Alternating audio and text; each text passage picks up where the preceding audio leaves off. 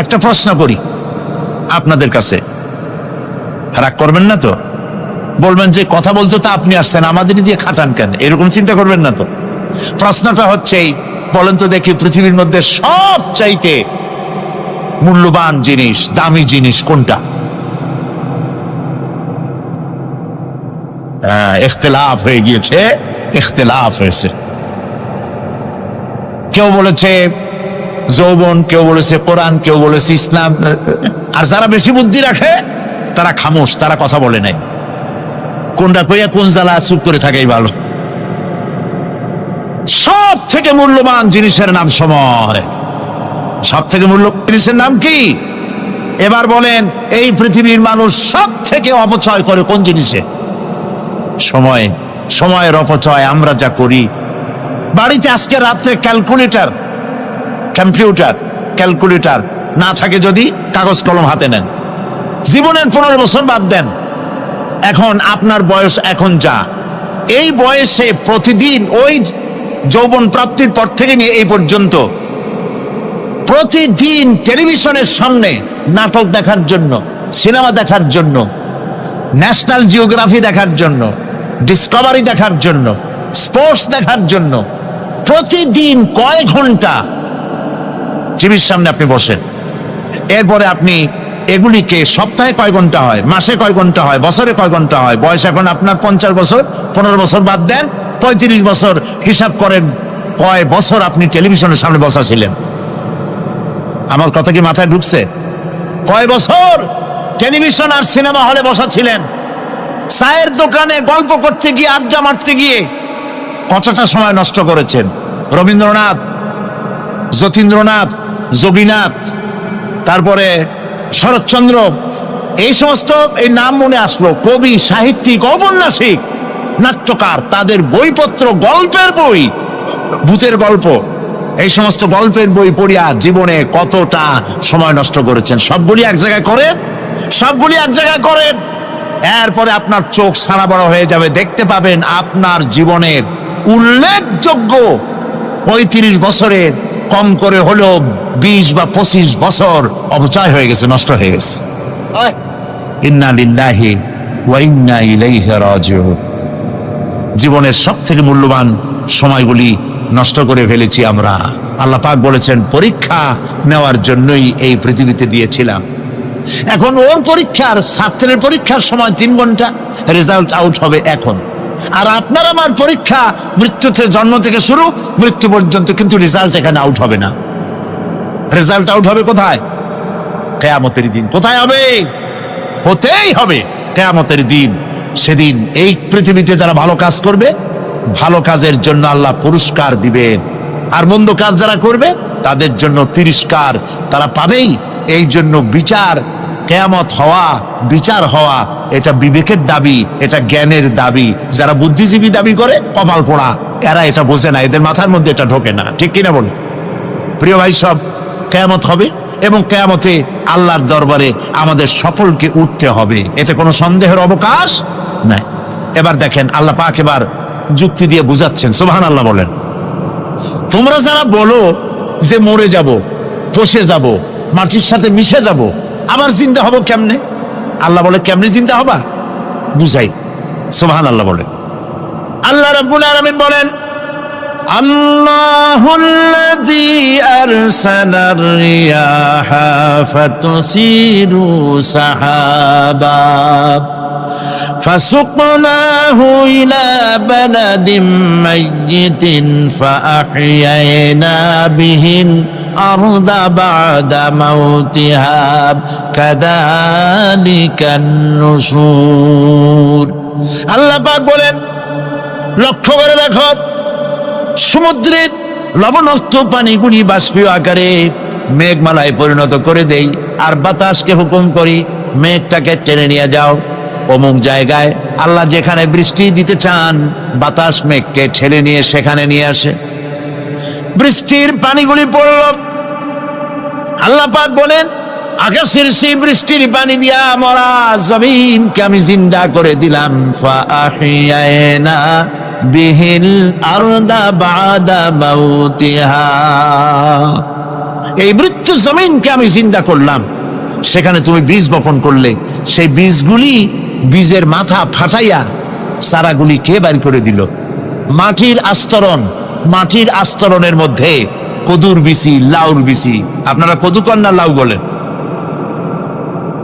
যেটাই হোক বুঝলেই হইল, কদু অথবা লাউ একই কথা, অথবা যে কোনো শাক সবজি, উদ্ভিদ, এর চারা, এর বীজ মাটিতে দেওয়া হলো, মাটিটা ফেটে চারা, যে পাতা দুটো বেরিয়ে আসলো, এই পাতা কি শক্ত না নরম? তাহলে মাটিটা ফাটাইয়া পাতা দুটো বাইর করে দিল কে? সুবহানাল্লাহ বলে।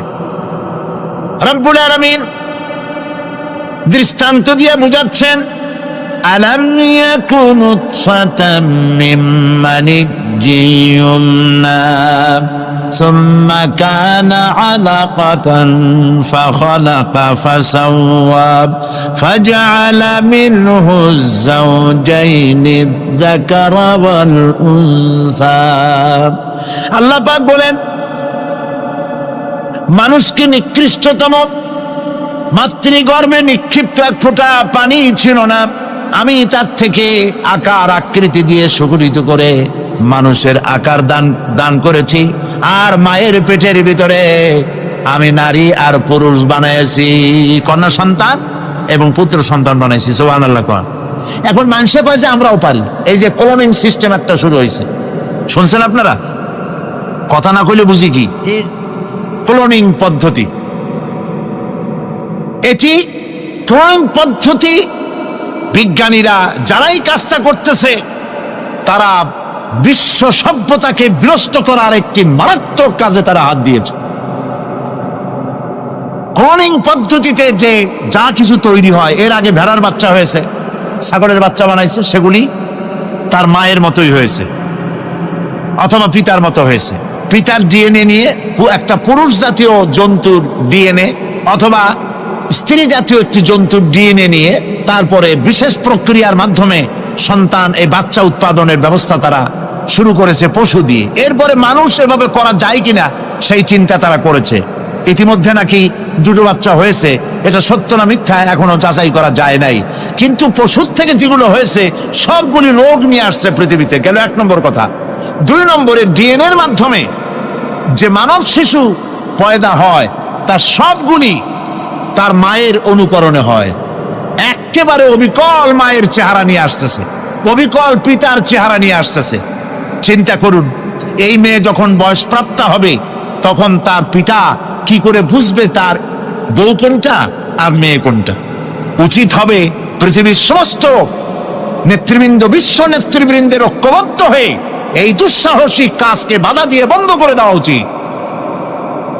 আল্লাহর সৃষ্টির সাথে পাল্লা দিতে গেলে ধ্বংস ছাড়া পথ থাকবে না। লক্ষ্য করেছেন? আপনি সাক্ষী দিলে আজ এক সাক্ষী দেবেন, কালকে বলবেন যে ওই সাক্ষী আমি দেইনি। আজকে সই করেছেন, কালকে বলবেন ওই সই আমি করি নাই। কিন্তু আল্লাহ রাব্বুল আলামিন আপনার ফিঙ্গারপ্রিন্ট, আপনার আঙ্গুলের ছাপ এমন করে দিয়েছেন, এই আঙ্গুল দিয়ে যদি কাগজের উপর একটা টিপ মারেন, টিপ সই করেন, আপনার বাবা কবর থেকে উঠে এসেও বলতে পারবে না যেটা আপনার না। আদম আলাইহিস সালাম থেকে নিয়ে আজ পর্যন্ত, আজ থেকে নিয়ে কিয়ামত পর্যন্ত যত মানুষ পৃথিবীতে এসেছে আর আসবে, কোন মানুষের আঙ্গুলের রেখার সঙ্গে আর একজন আঙ্গুলের রেখার মিল হবে না। এ হচ্ছে আমার আল্লাহর সৃষ্টি। সুবহানাল্লাহ।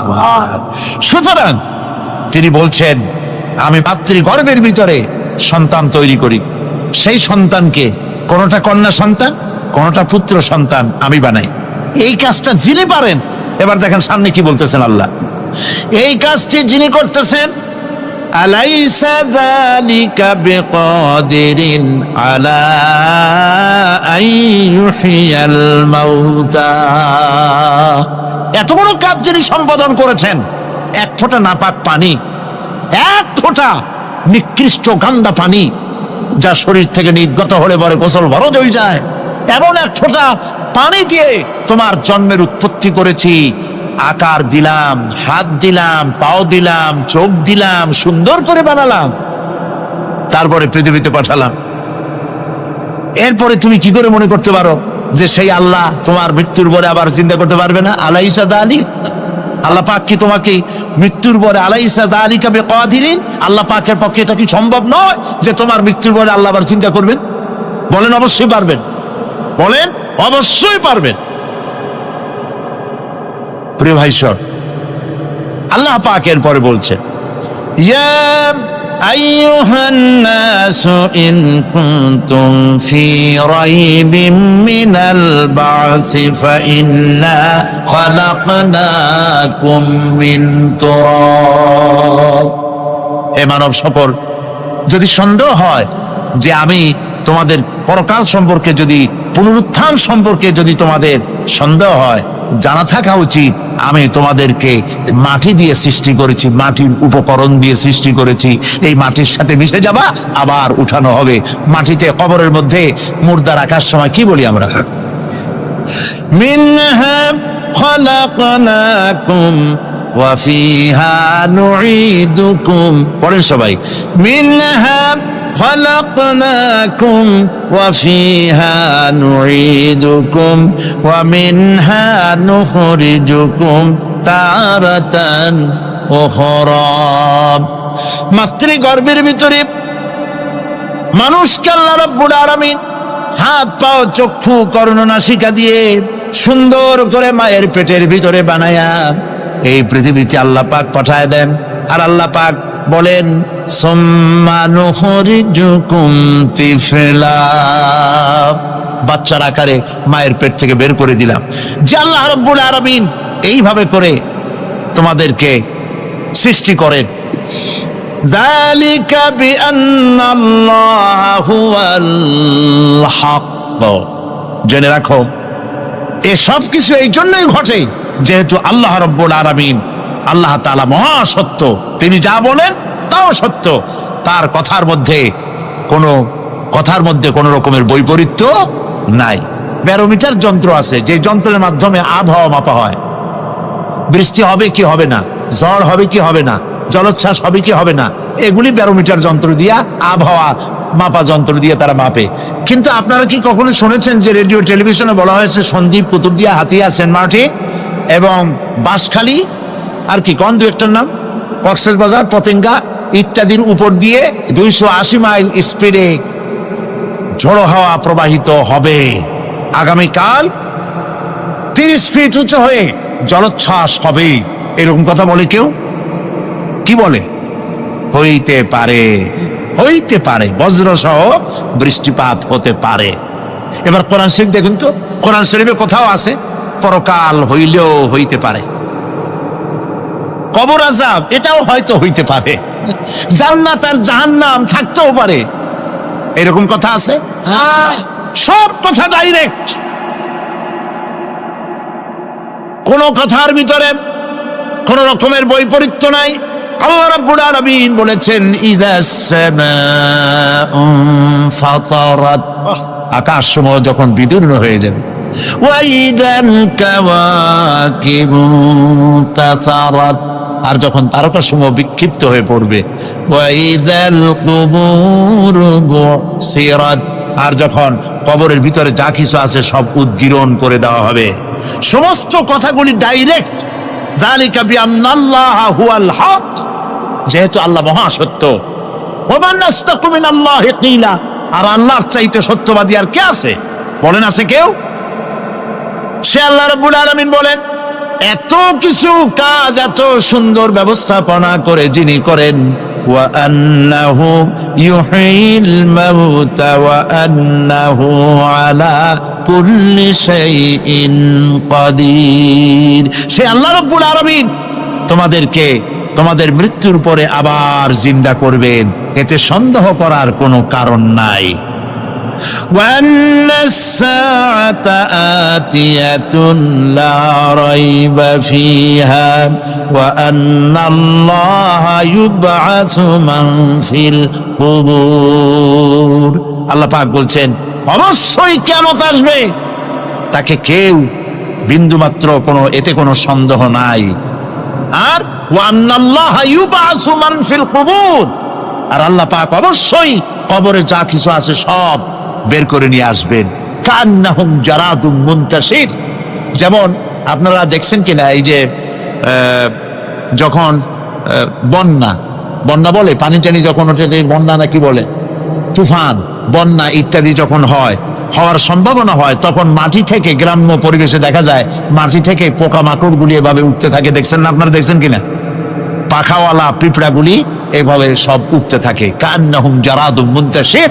এইভাবে করে পোকামাকড় পতঙ্গগুলি যেভাবে মাটি থেকে উদ্গত হতে থাকে, সমস্ত খবরগুলি থেকে মানুষগুলি এভাবে উদ্গত হয়ে যাবে।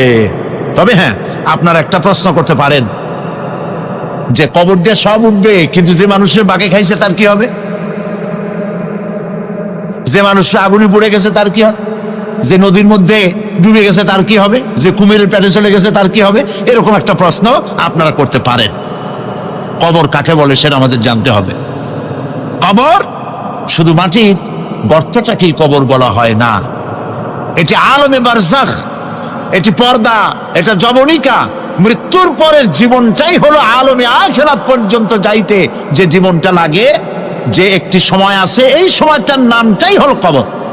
সেটা গর্তের মধ্যে হইতে পারে, মাটির মধ্যে, সেটা বাঘের পেটে হতে পারে, সেটা কুমিরের পেটে হতে পারে, সেটা পানিতে পচে যেতে পারে। এটা কোনো বিষয় না। আল্লাহ পাক উঠাতে চাইবেন এবং সমস্ত কিছুকে কিয়ামতের দিন আল্লাহ রাব্বুল আলামিন তার দরবারে হাজির করবে। তাহলে আমরা বুঝতে পারলাম যে কিয়ামত যে হবে এই ব্যাপারে কোনো সন্দেহের অবকাশ না। এখন ওই কিয়ামতের দিন আল্লাহ রাব্বুল আলামিন আমাদের বিচার নেবেন, হিসাব করবেন। দুনিয়ায় যে পরীক্ষা দিয়েছিলাম, এই পরীক্ষায় যদি কেউ একবার ফেল করে, আর একবার পরীক্ষা দিয়ে পাশ করার সুযোগ আছে। আরো একবার যদি ফেল করে, আবার পরীক্ষা দিয়ে পাশ করার সুযোগ আছে। 10 বার পরীক্ষা দিবেন, 10 বার ফেল করবেন। 100 বার পরীক্ষা দিবেন, 100 বার ফেল করবেন, তারপরেও আবার পরীক্ষা দেওয়ার সুযোগ আছে।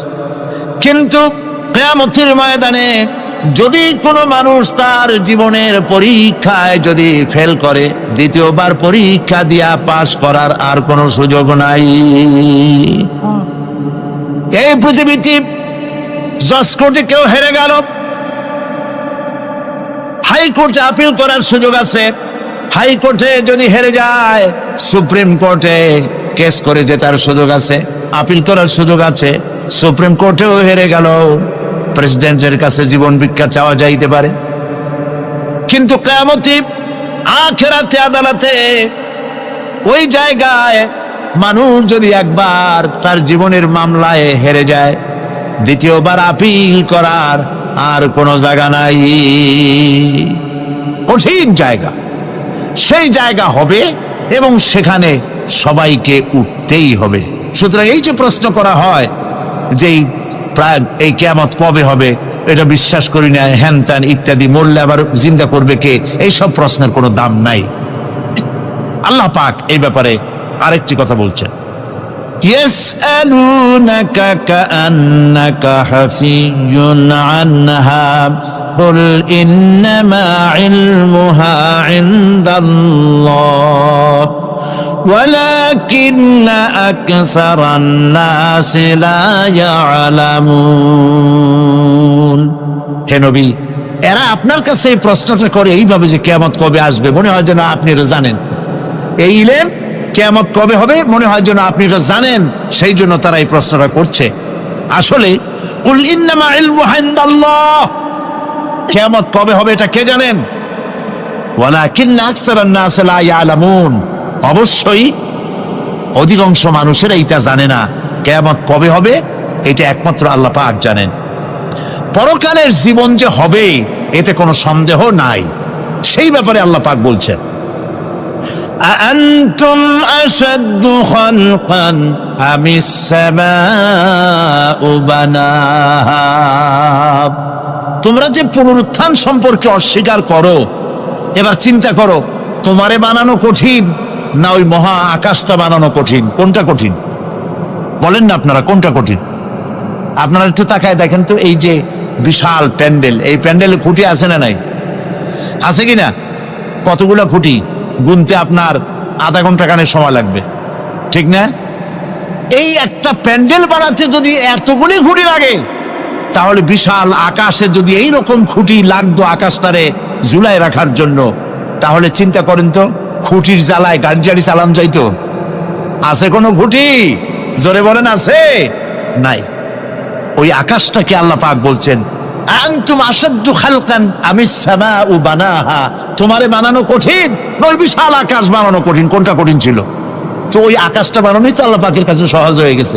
তাহলে তোমারে একবার বানাইয়া যে একবার বানাতে পেরেছেন, তিনি আবার জিন্দা করতে পারবেন না, এই চিন্তা কেন করো?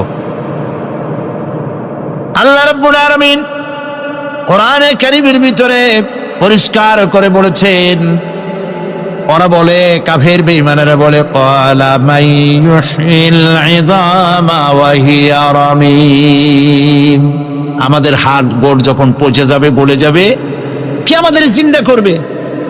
জবাবে আল্লাহ পাক বলেন, হে নবী আপনি বলুন, কুল ইউহয়িয়াল্লাযী আনশাহা আউওয়ালা মাররা, আপনি বলে দিন যে আল্লাহ রাব্বুল আলামিন একবার তোমাকে সৃষ্টি করেছেন, প্রথমবার যিনি সৃষ্টি করেছেন, দ্বিতীয়বার মৃত্যুর পরে আবার তিনি জিন্দা করবেন। কেন বিশ্বাস করেন? সুতরাং এই যে আল্লাহ পাক মানুষকে জীবন দিয়েছেন, এই জীবনের পরে মৃত্যু, মৃত্যুর পরে আবার আমাদের সকলকে উঠতে হবে এবং আল্লাহ পাকের দরবারে আমাদেরকে উপস্থিত হতে হবে। এই কথাগুলি যারা অস্বীকার করে, পরকাল যারা মানে না, তাদের সম্পর্কে আল্লাহ পাক বলছেন, والذين كذبوا بآياتنا ولقاء الآخرة حبطت أعمالهم, আল্লাহ পাক বলেন যারা পরকালকে অস্বীকার করেছে, আখিরাত যারা মানে না, তাদের জিন্দেগীর সকল আমলগুলিকে আল্লাহ পাক বরবাদ করে দিবেন। পরকালের বিশ্বাসের উপরে ভিত্তি করেই মানুষের চরিত্র ভালো হইতে বলেন পারে। একটা দৃষ্টান্ত দেই, একটা দৃষ্টান্ত। এই যে যারা চুরি করে, ডাকাতি করে, সন্ত্রাস করে মানুষ মারে, সন্ত্রাসগুলি করে কি জন্যে? এদের ধারণা নাই যে আল্লাহ পাক আমাদেরকে উঠাইতে পারবে, আমাদের মৃত্যু হবে, পরকালের চিন্তা নাই বলেই তারা এই কাজটা করে। রাতের আধারে কোটি কোটি টাকার অফার আসছে, কেউ দেখে না, এইখান থেকে, এই টাকার খাওয়া থেকে, অথবা জেনা করা থেকে, অথবা মদ পান করা থেকে গোল্ডেন অপরচুনিটি, সুযোগ আসছে, জেনা করা যায়, মদ খাওয়া যায়, টাকা নেওয়া যায়, অবৈধ টাকা। এই অপরাধ থেকে বাঁচাতে পারে একমাত্র পরকালের জবাবদিহিতা, আখিরাতের ভয়। আল্লাহর কাছে আমাকে জবাবদিহি করতে হবে, এই ভয় ছাড়া আর কোনো কিছুই মানুষের এই বিপদ থেকে মানুষের চরিত্র ভালো বানাইতে পারে না। মানুষের চরিত্র ভালো বানাবার জন্য এটাই হচ্ছে একমাত্র পথ। সেই জন্য আল্লাহ পাক আখিরাতের জীবন রেখেছেন, উঠতে সেখানে হবেই। এই পৃথিবীতে একবার যখন আসছি, আমাদেরকে জিন্দা আল্লাহ করবেন এবং সমস্ত কথাগুলির জবাব আল্লাহর কাছে দিতে হবে। আল্লাহ রাব্বুল আলামিন বলেন, ওয়াত্তুর ওয়া কিতাবিম মাসতুর ফি রাক্কিম মানশুর ওয়াল বাইতিল মা'মুর ওয়াস সাকফিল মারফু' ওয়াল বাহরিল মাসজুর ইন্না আযাবা রাব্বিকা লাওয়াকি' মা লাহু মিন দাফি'। সূরা তুর। আল্লাহ পাক বলছেন, তুর পাহাড়ের শপথ, তুর পাহাড়ের শপথ, সেই প্রকাশ্য পবিত্র গ্রন্থের শপথ যা লিপিবদ্ধ রয়েছে মসৃণ ঝিল্লিতে, চর্ম ঝিল্লিতে লিপিবদ্ধ রয়েছে। আরো শপথ বাইতুল মামুরের, আরো শপথ সুউচ্চ আকাশে, আরো শপথ উচ্ছ্বাসিত তরঙ্গায়িত সমুদ্রে। নিশ্চয়ই সেই আযাব আসবে, আযাব মানে কিয়ামত, সেই পরকাল অবশ্যই আসবে। মা লাহু মিন দাফি', এই শাস্তি থেকে, এই কিয়ামত আসা থেকে, এই কিয়ামত সংগঠিত হওয়া থেকে রোধ করার মতো ক্ষমতা কারো নাই। সুবহানাল্লাহ। এখন আল্লাহ পাক তুর পাহাড়ের কসম করছেন। তুর পর্বত হচ্ছে সেই পর্বতের কথাই ধরা যাক, যেখানে একটি ঐতিহাসিক পর্বত হযরত মূসা আলাইহিস সালামকে আল্লাহ রাব্বুল আলামিন যেখানে নবুয়তের শিরস্থান পড়িয়ে দিয়েছিলেন তুর পাহাড়ের ভিতরে। অতুর সিনিন, তুর পাহাড়ের কসম আল্লাহ পাক বলছেন। এবং খোদায়ের আল্লাহ রাব্বুল আলামিনের সঙ্গে বিরোধিতা করার কারণে ফেরাউনকে এই তুর পাহাড়ের কাছে লোহিত সাগরের মধ্যে, দরিয়ায় নীলের মধ্যে আল্লাহ পাক ডুবিয়ে মেরেছিলেন এবং নির্যাতিত বনী ইসরাইলকে শাস্তি দেওয়ার চূড়ান্ত সিদ্ধান্ত এই তুর পাহাড়েই আল্লাহ পাক দিয়েছিলেন। আল্লাহ বলছেন, আমি সেই তুর পাহাড়ের কসম করি, ও কিতাবিম মাসতুর, এবং পবিত্র গ্রন্থের শপথ, যেই গ্রন্থগুলি নাজিল হয়েছে নবীদের উপরে, ইনজিল, তাওরাত, জাবুর, কোরআন, এই কিতাবগুলির কসম করি। সুবহানাল্লাহ। কোরআনের কসম করি, আল্লাহ পাক বলছেন এই কিতাবগুলির কসম করছি। তুর পাহাড়ের কসম করছি, কিতাবগুলির কসম করছি। ওয়াল বাইতুল মামুর, আর বাইতুল মামুরের কসম করছি। সেটা কি? আকাশের প্রত্যেকটি আকাশে একটি করে বাইতুল মামুর আছে। ওই আকাশের ফেরেশতারা এই বাইতুল মামুরকে কেন্দ্র করে আল্লাহ রাব্বুল আলামিনকে সেজদা দেয়। আল্লাহ পাক হযরত আদম আলাইহিস সালামকে বলেছিলেন, একটি ঘর বানাও, বাইতুল মামুরের নিচে বানাও। তিনি বললেন, আমি তো জানি না বাইতুল মামুর কোথায়। হযরত জিবরাইলকে পাঠানো হলো। বাইতুল মামুর আকাশের যেখানে আছে ঠিক সেই সোজা বর্তমানে মক্কা শরীফে যে কাবা শরীফ যা আছে, অবিকল আল্লাহ পাকের আকাশে বাইতুল মামুর যেখানে, তার সরাসরি নিচেই কাবা শরীফ স্থাপিত হয়েছে। আল্লাহ রাব্বুল আলামিন বলছেন, আমি এই বাইতুল মামুরের কসম করছি। এরপরে আল্লাহ পাক বলছেন যে ফেরেশতারা যে বাইতুল মামুরকে তাওয়াফ করে এবং আল্লাহ পাকের ইবাদত করে, সেই বাইতুল মামুরের কসম। ওয়াস-সাকফিল মারফু, সুউচ্চ আকাশের কসম। এই আকাশ আল্লাহ পাক সৃষ্টি করেছেন বিগাইরে আমাদিন, কোন রকমের কোন খুঁটি ছাড়াই। সুবহানাল্লাহ বলি আমরা। এই বিশাল আকাশ সম্পর্কে ওই যে বুদ্ধিজীবী যারা, কোরআনের জ্ঞান যাদের কাছে নাই, তারা বলে যে আকাশ বলতে কিছু নাই, ওইটা একটা নীলা নীলা বহুত দূর, সেই জন্য নীলা নীলা দেখা যায়। এই পৃথিবী সম্পর্কেও তাদের ধারণা এই পৃথিবীও কিছু না, এটা হলো ওই যে কি বলে, সূর্যের কাছের থেকে একটা উজ্জ্বল জ্যোতিষ্ক খুব ফোর্সে যাচ্ছিল, এই ফোর্স সহ্য করতে না পেরে সূর্যের একটি অংশ মহাশূন্যের উপরে ছিটকে পড়ল, ঘুরতে ঘুরতে পৃথিবীর আকার ধারণ করেছে। এই হলো ওদের ধারণা। অ্যাক্সিডেন্টের মাধ্যমে নাকি এই পৃথিবী হয়েছে। মূল কথা হলো, এইভাবে করে যদি কোনো একটা গ্রহ উজ্জ্বল জ্যোতিষ্ক যাওয়ার কারণে পৃথিবী হয়ে থাকে, তাহলে এখন তো পৃথিবীতে মানুষ ধরতেছে না, মানুষ তো অনেক বেশি বেড়ে গেছে।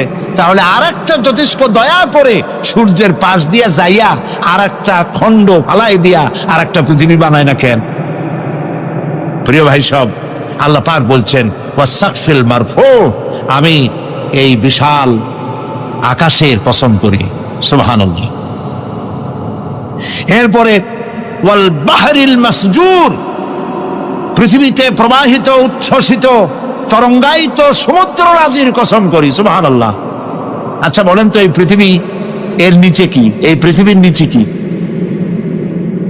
এই পৃথিবী মহাশূন্যের উপরে ঘুরছে। লক্ষ্য করেন আল্লাহর কত বড় শক্তি। আটলান্টিক মহাসাগর কোথায়? বলতে পারবেন না? এই পৃথিবীতে। আটলান্টিক মহাসাগর কোথায়? এই পৃথিবীতে। আটলান্টিক মহাসাগর, প্রশান্ত মহাসাগর, ভূমধ্য সাগর, যত সাগর আর মহাসাগর সব এই পৃথিবীতে। এই পৃথিবী অসংখ্য পাহাড়, অসংখ্য সমুদ্র আর অসংখ্য মানবরাজি নিয়ে লাটিমের মতো ঘুরতেছে। সুবহানাল্লাহ। মহাশূন্যের উপর, মহাশূন্যের উপরে লাটিম যেমন ঘোরে, পৃথিবী তেমন ঘোরে, অথচ মানুষগুলো ছিটকে পড়ে যায় না, পানিগুলি উড়ে কোথাও পড়ে যায় না। সুবহানাল্লাহ বলতে ইচ্ছে করে না। আল্লাহ রাব্বুল আলামিন সূরা ইয়াসিনের মধ্যে বলেছেন লাশ-শামসু ইয়ানবাগী লাহা আন তুদরিকাল কমারা ওয়ালাল লাইলু সাবিকুন নাহার ওয়া কুল্লুন ফী ফালাকিন ইয়াসবাহুন। সূর্য চন্দ্রের অধিকার নষ্ট করতে পারে না। রাত দুপুরের সময় সূর্য উঠবে না, দিনের দুপুর বেলায় চন্দ্র উদিত হয়ে সূর্যের আলোকে নিষ্প্রভ করতে পারে না। চন্দ্র সূর্যের আগে যেতে পারে না, সূর্য চন্দ্রের আগে যেতে পারে না। কারো গায়ে কারো ধাক্কা লাগে না। অসংখ্য তারকারাজি উড়ে বেড়াতেছে, কারো সাথে কারো কোনো ধাক্কা নাই, কোনো সংঘর্ষ নাই। মহাশূন্যের উপরে সূর্য চন্দ্র যেমন ঘোরে, ওয়া কুল্লুন ফী ফালাকি ইয়াসবাহুন, চাঁদ আর সূর্য যেমন ঘোরে, মহাশূন্যে যা আছে তাও ঘোরে।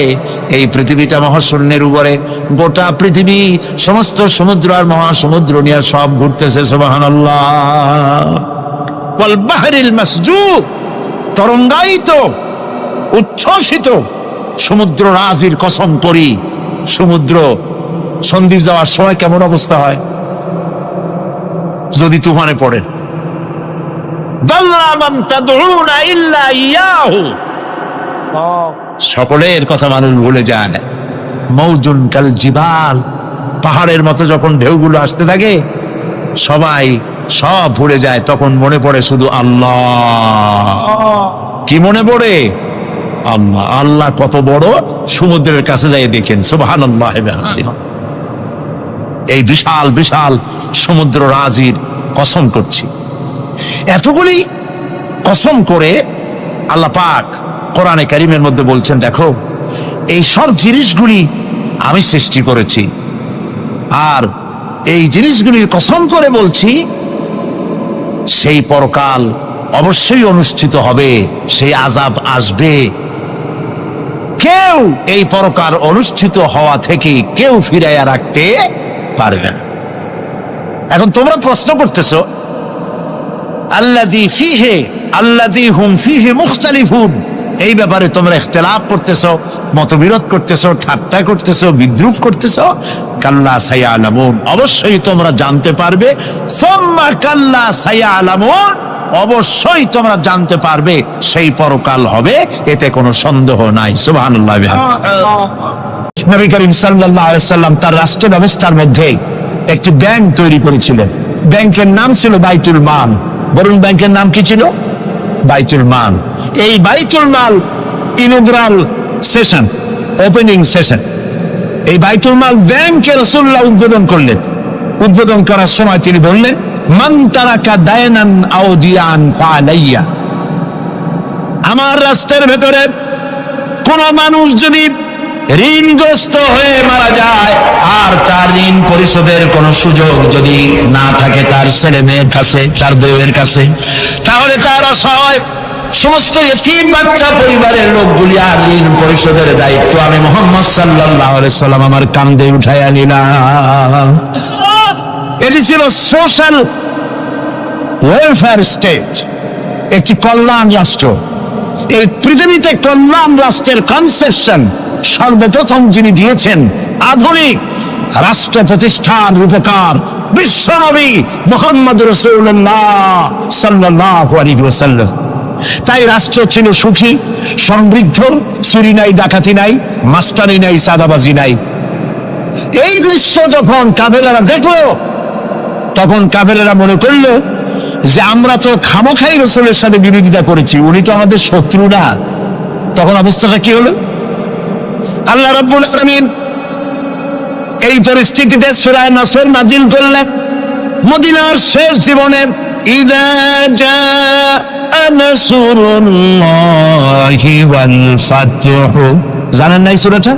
পড়েন, ইযা জাআ নাসরুল্লাহি ওয়াল ফাতহু ورأيت الناس يدخلون في دين الله أفواجا فسبح بحمد ربك واستغفر إنه كان توابا ইযা জা নাসরুল্লাহিল ফাতহ, আল্লাহর পক্ষ থেকে যখন মদদ আসবে, বিজয় আসবে, তখন দেখতে পাবে দলে দলে লোক ইসলামে প্রবেশ করতেছে। সুবহানাল্লাহ।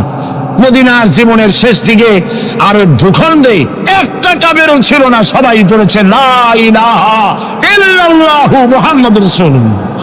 সুবহানাল্লাহ। প্রিয় ভাই সব, এই ছিল ইসলামী রাষ্ট্রের রূপরেখা। রাসূলুল্লাহ বলেছেন, আমি তো চলে যাব, চিরকাল থাকবেন। তারাকতু ফীকুম আমরাইন লান তাদিল্লু মা তামাসসাকতুম বিহিমা কিতাবুল্লাহ ওয়া সুন্নাতু রাসূল। আমি চলে যাব, দুটো জিনিস তোমাদের জন্য রেখে গেলাম। বলেন কয়টা জিনিস? একটা হলো আল্লাহর কিতাব, আর একটা কি? সুন্নাতে রাসূল। এই দুইটা জিনিস রেখে গেলাম। মারির দাঁত দিয়ে কামড়ে ধরো, তাহলে পৃথিবীতে তোমরা বিচ্ছিন্ন হবে না, ধ্বংস হবে না। সুবহানাল্লাহ। প্রিয় ভাই সব, নবী করিম সাল্লাল্লাহু আলাইহি ওয়াসাল্লাম দুটি জিনিস রেখে গেলেন। কয়টা রাখলেন বলেন? দুইটা। চেন চলে কয়টা লাইন দিয়া? বলেন? দুইটা লাইন। দুইটা লাইনের উপরে চেন চলে।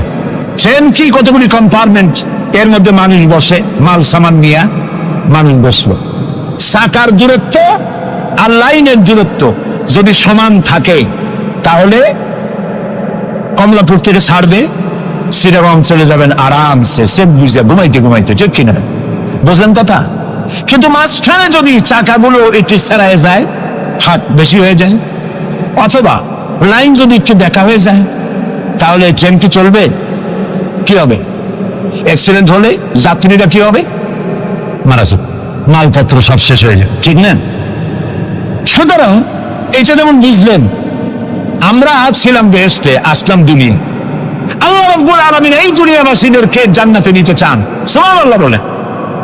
এই জন্য দুইটা লাইন করে দিয়েছেন। দুইটা লাইন রাসূলুল্লাহ পেতে দিয়ে গেলেন। একটার নাম হলো কোরআন, আর একটার নাম হাদিস। আর আপনার আমার দেহ, এই দেহগুলিকে ধরেন কম্পার্টমেন্ট, বগি, ট্রেনের বগি।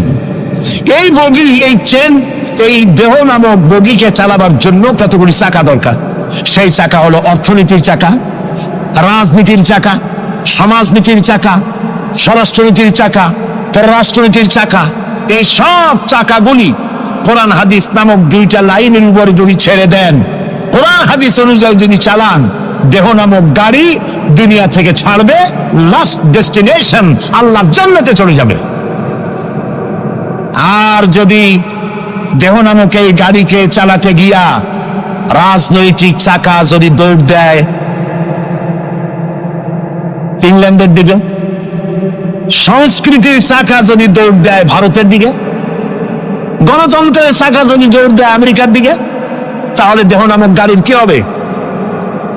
অ্যাক্সিডেন্ট অবধারিত। কথাটা কি বোঝা কঠিন না সহজ? সুতরাং আসুন, কোরআনের, আল্লাহ রাসূলের বলা ওই কোরআন আর ওই হাদিস, এই দুইটা নিয়ে আমাদের জীবনকে পরিচালিত করতে চেষ্টা করি।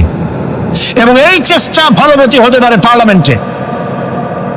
1000 বছর ওয়াজ করে যা করতে না পারবেন, পার্লামেন্টে যদি কোরআনের পক্ষের লোকেরা মেজরিটি হয়, তাহলে 1000 বছর ওয়াজের তুলনায় একটা বিল পাস করলে অতি তাড়াতাড়ি তা হয়ে যায়। এই জন্য জনগণকে সেভাবে তৈরি হতে হবে, প্রস্তুতি নিতে হবে এবং বুঝতে হবে কোরআনের আইন ছাড়া সন্ত্রাস, দুর্নীতি নির্মূল হবে না, হবে না, হবে না।